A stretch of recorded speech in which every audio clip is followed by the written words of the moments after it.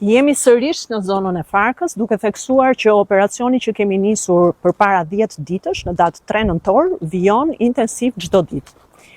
Nuk do të ndalemi deri ditën e fundit për të verifikuar çdo leje ndërtimi nëse është në respekt të rregullave, çdo leje ndërtimi e miratuar po zbatohet ashtu siç duhet. Në fakt, kuadri ligjor aktualisht në fuqi sanksionon qartë të gjitha masat që merren ndaj abuzuesve. Do doja blend një informacion të shkurtër lidhur me gjithë ato leje të dhëna dhe të cilat në fakt janë duke u inspektuar nga IKMT. Patjetër, ajo që shikohet është që lejet e ndërtimit në shumicën e rasteve nuk janë zbatuar ashtu siç duhet në bazë të rregullave dhe kushteve urbanistike.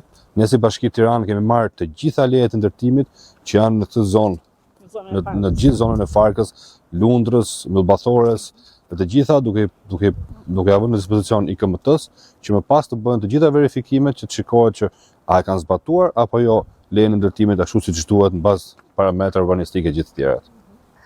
Inspektorati Kombëtar i Mbrojtjes së Territorit në bashkëpunim me Policinë e Shtetit dhe Bashkinë Tiranë ka vazhduar operacionin në terren duke verifikuar çdo kantier ndërtimi. Dokumentacioni i terrenit është ballafaqur me dokumentacionin që na ka vënë në dispozicion Bashkia Tiranë. Subjektet njoftohen paraprakisht që do të inspektohen. Ky proces do vazhdoj çdo ditë kantier në kantier për të verifikuar nëse lejet e ndërtimit të dhëna nga Bashkia janë respektuar siç duhet nga zhvilluesit apo pronarët e tokës.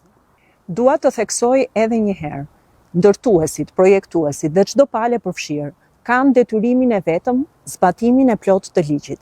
Deri më tani, nga inspektimet janë konstatuar një sër shkeljesh, duke nisur nga mungesa e dokumentacionit teknik në kantier, mungesa e akteve të kontrollit sipas fazave të punimeve, mosbatimi i planeve të organizimit të kantiereve, mungesë e masave të sigurimit teknik dhe shkelje të kushteve të lejeve të ndërtimit që kanë sjellë shtesa në sipërfaqen ndërtimore.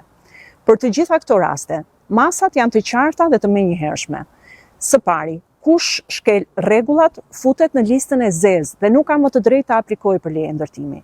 Së dyti, shpenzimet e prishjes i mban subjekti që ka kryer shkeljen. Gjithashtu, në rastet e përcaktuara nga ligji, objekti konfiskohet për interes publik ose për strehim social. Dua të bëj qartë se ky nuk është një aksion i përkohshëm. Ky është një operacion i pandalshëm, i mbështetur në ligj për vendosjen e rregullit dhe standardit në territor dhe për t'i dhënë fund një herë për gjithmonë abuzimeve, duke përfshirë edhe ndëshkimin e autoriteteve që mbyllin syt ose implikohen në palishmëri.